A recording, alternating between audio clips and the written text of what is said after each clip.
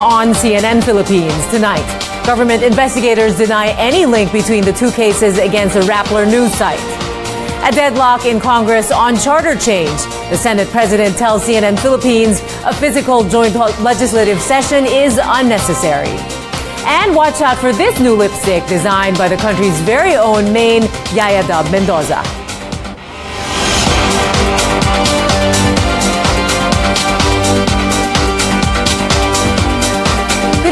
I'm Mitzi, Borromeo. Hundreds joined the so-called Black Friday protests. Journalists and advocacy groups condemn what they call an attack on press freedom in the Rappler case. Our Trisha Terrado reports live from Quezon City. Trisha, tell us what happened in the rally there tonight. Mitzi, if there's a network war, we're not seeing it tonight. At the very least, it's been set aside for one common cause, and that's press freedom. Now, this whole stretch of the Boy Scout Circle here where we're standing in Quezon City was packed with supporters joining the pool of media practitioners, members of the academe, veteran journalists, and labor groups as they fight or defend the right to free expression and democracy. Both local and foreign media are covering the rally, which comes after the Security and Exchange Commission ruled to shut down online news agency Rappler. We're going to hold the line. We're going to stand firm. We're going to answer the charges. We have nothing to be afraid of. We haven't done anything illegal, and we condemn these actions as attempts to try to turn journalism into a crime. Now, media institutions and personalities are one in saying this is tantamount to oppression and harassment. They're coming together not only to the defense of Rappler, but of press freedom. We had the chance to speak with University of the Philippines mass communication professor Danilo Aro earlier, and he talked about how things were during martial law under the Marcos administration. This is very much reminiscent of martial law, albeit in a very sinister and silent manner. The Duterte administration is being creative in terms of harassing and intimidating the media, but there is also the brutality, the bullying tactics, and the crassness. Right now, he might end up as being worse than Marcos. The protesters are criticizing the government for calling Rappler a fake news agency. They say it's the Duterte government that peddles lies and fake information. The media groups and personalities are urging the public not to allow trolls and the administration to control the narrative. They're also calling on the public to fight for and with the fourth estate, the media, before freedom is taken away. Mitzi? Thank you, Trisha Terrado there reporting to us live from Quezon City. Well, Rappler's legal problems are piling up. This time, the online news agency is facing a complaint for violating the anti-cybercrime law. Our Anjo Alimario has more. Justice Secretary Vitaliano Aguirre ordered the National Bureau of Investigation to look into Rappler's possible violations of the Constitution and related laws. This is in connection with the Securities and Exchange Commission decision revoking Rappler's registration over ownership and control issues. A day after NBI subpoena against Rappler CEO Maria Ressa and two others came out. But NBI Cybercrime Division Chief Manuel Eduarte is quick to point out there's no link between the two. Yung timing is not within our control. We are already investigating this case when the issue about the SEC and Rappler crop up. And the instruction by the DOJ for us to conduct proof. Businessman Wilfredo Keng filed the online libel complaint against Ressa and former Rappler reporter Reynaldo Santos in October last year. The NBI also summoned businessman Benjamin Bitanga. The complaint stemmed from a 2012 story written by Santos linking Keng to former Chief Justice Renato Corona. Keng allegedly lent his SUV to Corona. Eduarte says his office received Keng's complaint affidavit on October 13, 2017.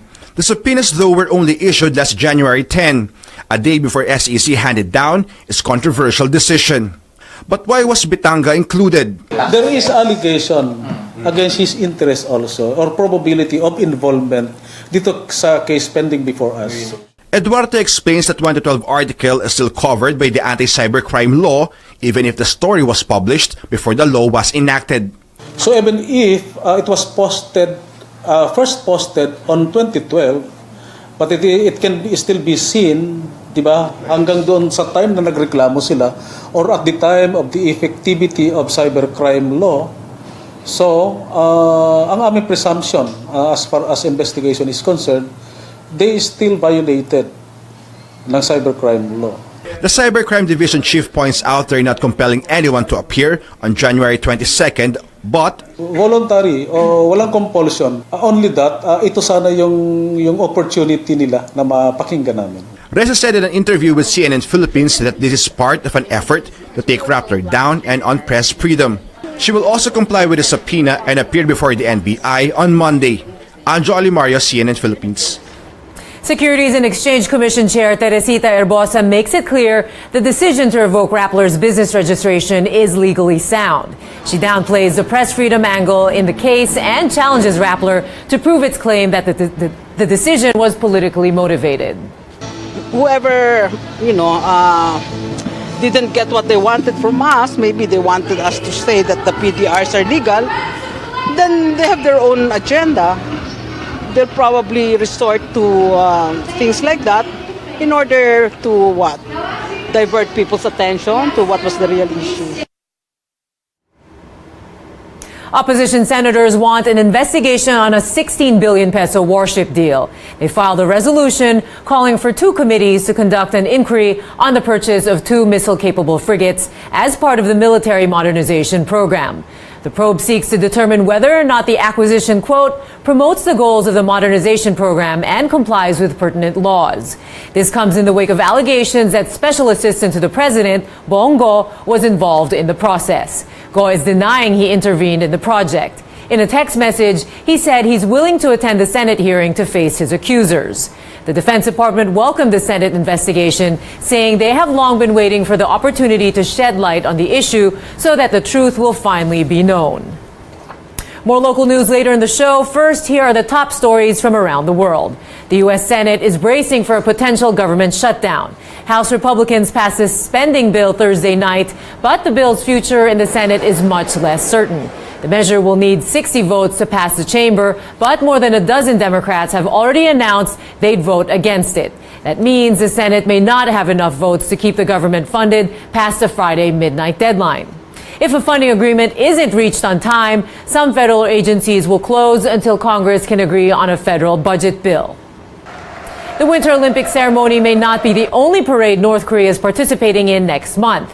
Invitations sent to diplomats and satellite imagery suggest Pyongyang is preparing for a major military parade on the eve of the Pyeongchang Games in South Korea. Diplomatic sources told CNN defense attachés with relations to North Korea had received invitations to the 70th anniversary of the formal creation of the Korean People's Army on February 8th. The Winter Olympics begins February 9th. And Pope Francis officiates an impromptu wedding on board the papal plane. The bride and groom are flight attendants who the Pope began chatting with during his flight from Santiago, Chile. The Pope offered to marry them when he found out that they had a civil marriage after the church they planned to marry in was destroyed in an earthquake in 2010. The Vatican says it's the first time a Pope has married a couple on a papal plane. Two legislative leaders disagree on how they will vote on the changes in the Constitution. And find out how you can book a passport appointment faster. You're watching Newsroom. We'll be right back.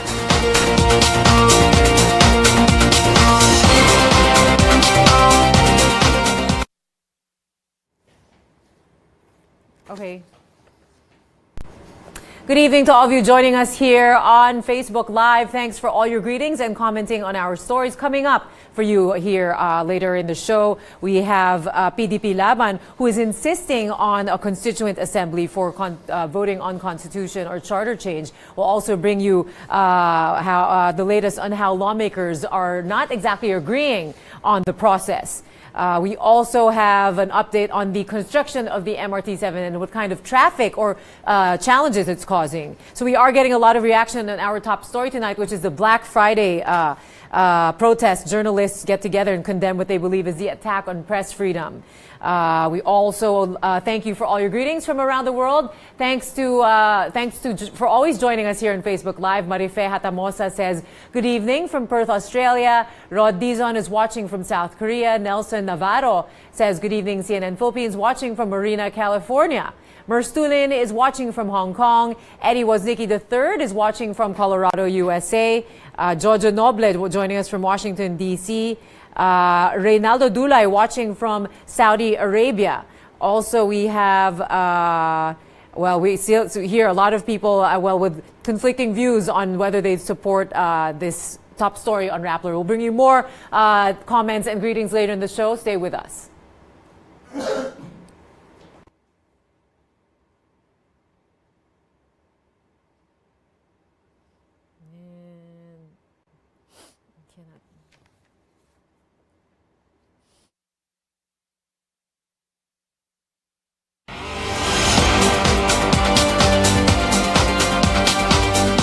Back in the newsroom on CNN Philippines. The president's political party, PDP Laban, will still push for a constituent assembly or CONAS instead of a constitutional convention or CONCON to amend the constitution. PDP Laban Vice Chair Alfonso Cusi says the party believes CONAS is the faster way of shifting to federalism. Party officials want the change before President Duterte steps down in 2022. Ang aspiration ng party is what is the fastest. The fastest way, which is a CONAS. Nahabol lang natin na ma-implement ito during the term of the president, so that there could be a transition period. The Senate and House of Representatives, however, still cannot reconcile which method must be used in amending the Constitution. The House is pushing for a CONAS, where both the senators and representatives will jointly vote on the proposed amendment. But the Senate wants separate voting. Filipinos can also vote for their delegates in the CONCON. Cusi says the differences of opinion among lawmakers show how serious they are in the process. But if leaders of both chambers are in a stalemate, Cusi says they will let the Supreme Court intervene. Senate President Coco Pimentel says a joint session with the members of Congress isn't necessary. Speaking to CNN Philippines, Pimentel says he believes it's better to hold separate assemblies. He also explains the 3/4 vote that's needed from each chamber to amend the Constitution. The clear consensus was that the interpretation of all the senators is that the proposed amendments to the Constitution must be approved by 3/4 vote of each chamber voting separately. So that is the end, that is the final act. It must be voting separately. That is our conclusion. And then we backtrack what is the process for us to reach that final act. And we believe that it's better that we also proceed separately. Meaning, the Senate can decide to convene itself as the so-called Constituent Assembly and start entertaining proposals to amend the Constitution, and then also the House can do the same. Once we have a product, an output approved by 3/4 of our members, then we send our output to the other House for them to consider. And if let's say there is now also a agreement on the part of the other House by 3/4 vote, and then there is 100% agreement on a specific proposal or a specific version of the new Constitution, then this will be the one presented to the people through a plebiscite. Pimentel is set to meet with House Speaker Bebot Alvarez to discuss the issue. Pimentel says no date has been set yet for the meeting. Airport authorities will terminate airline service provider Miascore. This comes after President Duterte called out Miascore for several reports of baggage theft incidents. Authorities say this should serve as a warning to other providers to improve their baggage handling services or face punishment. Our Rex Remitio tells us more. A few weeks ago, Balikbayan Jovenil de la Cruz lost more than 80,000 pesos worth of items after his baggage was pilfered. This got the ire of President Duterte, who immediately called for the termination of the contract of airline service provider Miascore. I would demand that there will be justice instant. Kung sino yung service provider dyan, you terminate the contract and look for another one.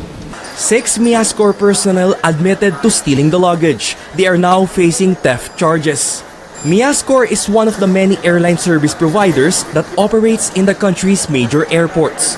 Airline companies get their services on handling of baggages, cargoes, warehousing, and in-flight catering.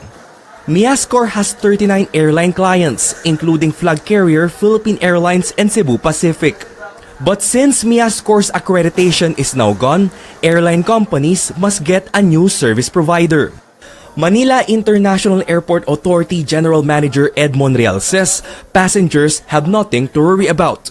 Miascor has 2 months to wind down its operations as airline firms look for a new provider.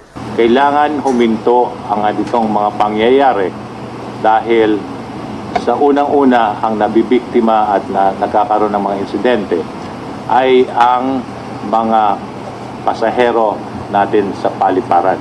The MIAA is now imposing stricter guidelines for baggage handlers.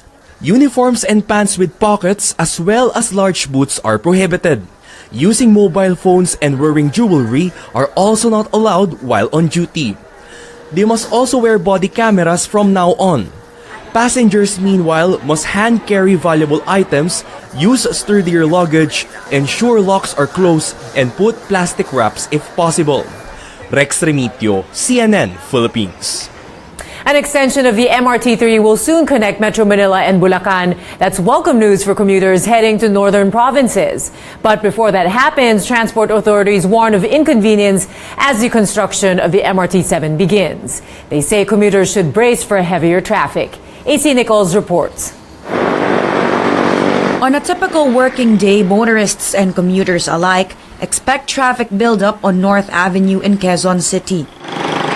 But the ordeal will get tougher.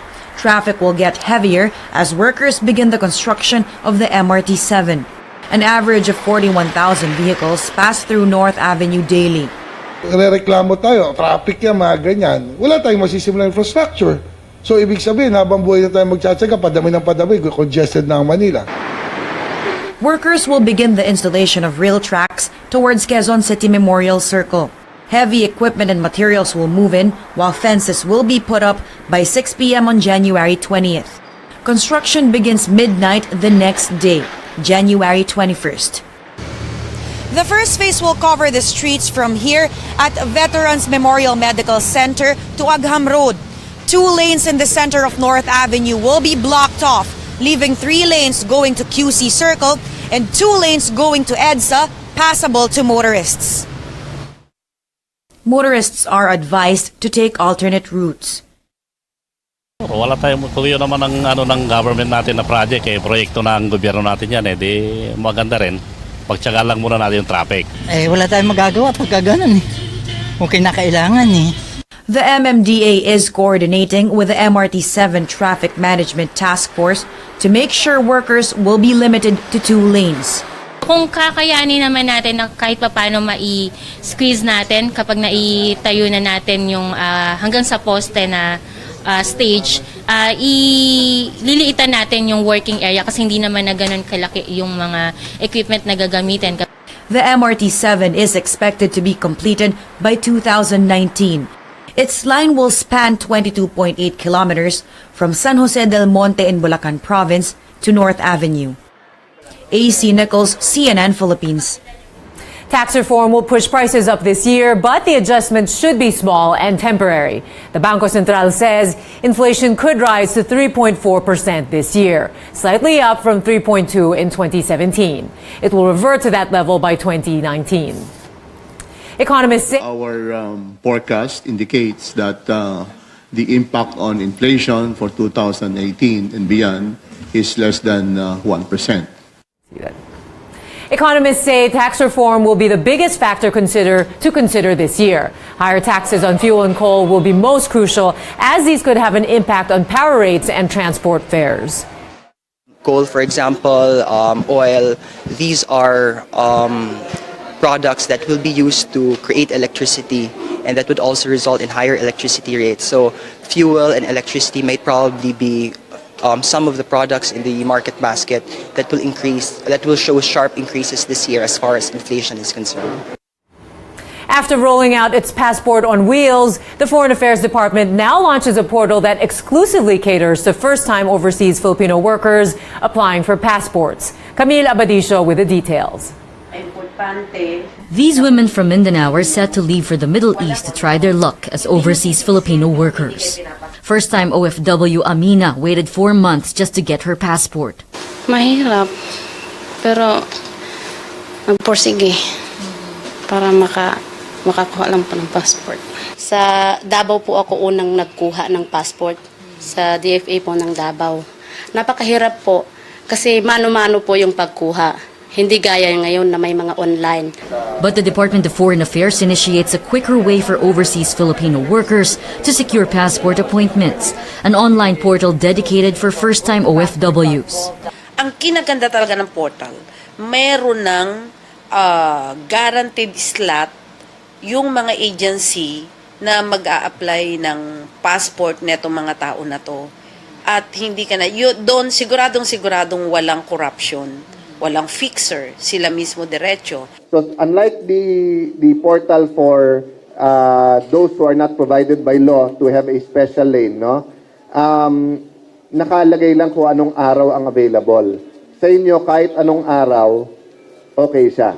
DFA has registered over 100 licensed recruitment agencies, each given a username and password to the portal on the DFA website. Nanawagan yung mga travel agencies, no, na ibalik yung slot nila. I'm sorry, we cannot do that. Pasensya na po kayo kasi kung kayo bibigyan ng allotment, marami din ibang hihingi ng allotment. Babalik na naman tayo sa dati na napakaraming exception, napakaraming bintang na pag dito may bayad, dito wala, etc. No? Once the recruitment agency logs in, it can proceed with setting an appointment for first-time OFWs. Licensed recruitment agencies are automatically given at least 6 slots per day. Foreign Affairs Secretary Alan Peter Cayetano says travel agencies continue to ask to get their passport appointment slots back. But Cayetano says they have decided to prioritize OFWs. Cayetano reminds overseas Filipino workers that aside from the portal for new applicants, they can enjoy the OFW courtesy lane to renew their passports. Camila Abadisho, CNN Philippines. Breaking news for you. Labor Secretary Silvestre Bello III orders the suspension of deployment of workers to Kuwait following the death of 7 overseas Filipino workers in the Gulf state. In Administrative Order Number 25, Bello directed the Philippine Overseas Employment Administration, or POEA, to stop the processing and issuance of employment certificates pending the investigation. The ban comes on the heels of President Duterte's statement during the launching of the Overseas Filipino Bank on Wednesday to impose a total ban on the deployment of overseas Filipino workers, particularly household workers, to Kuwait following reports of sexual abuse. Still ahead, a creation of dub smash queen Maine Mendoza may soon be part of every woman's makeup kit. And take a look at this. An unusual photo of Mayon volcano sparks talks of romance among netizens. Those stories and more when Newsroom returns.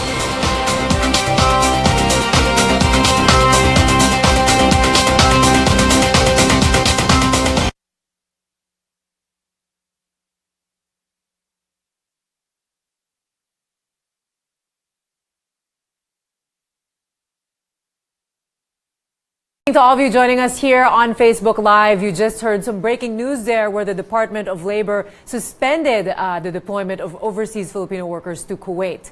Also, earlier we talked about heavier traffic, expect heavier traffic due to the construction of MRT7. Also, a lot of comments here on the protests in Quezon City earlier. Thanks to all of you who have been sending in greetings or just joining us here on Facebook Live. We want to say hello to Glenn Lacandalo from Dubai, Leroy Llorente watching in Japan, Edgar Tardo from South Texas, Marlon Sasuya watching from Oman. Thanks for all your greetings. Stay with us until the end of the show.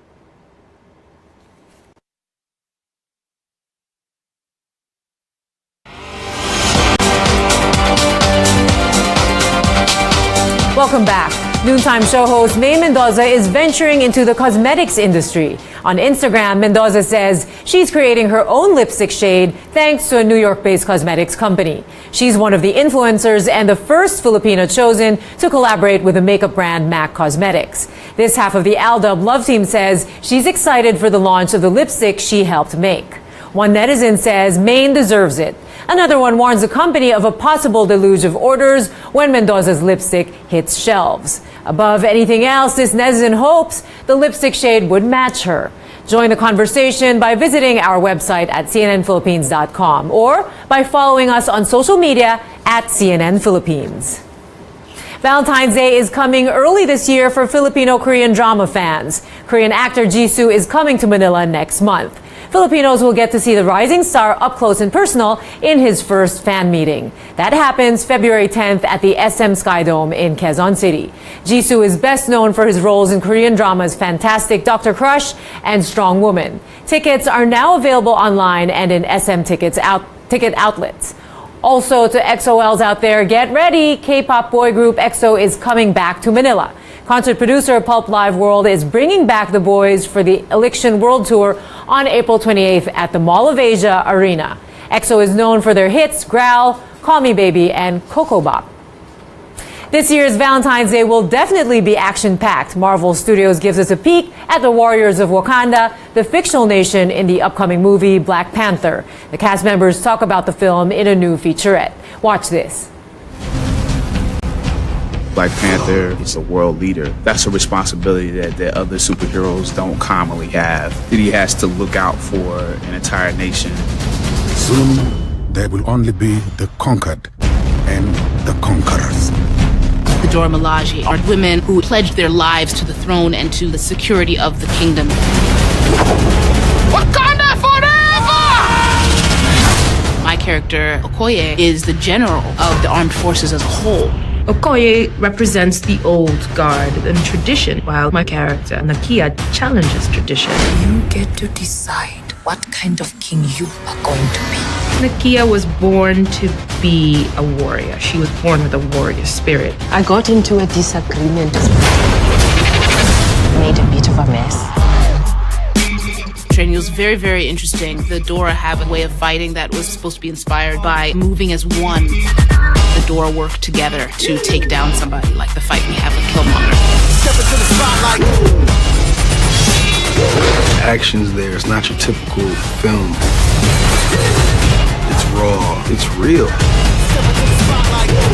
Don't freeze. I never freeze.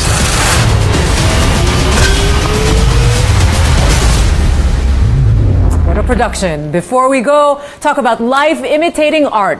Check out this photo of ash formation around the volcano. It looks like a man and a woman embracing. Many netizens are reminded of the legend of Magayon and Panganoron, which tells of a couple who died fighting for their love, and this led to the creation of Mayon Volcano. The photo was taken by Facebook user Ciriaco Santiago III.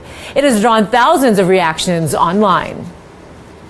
And that's a newsroom for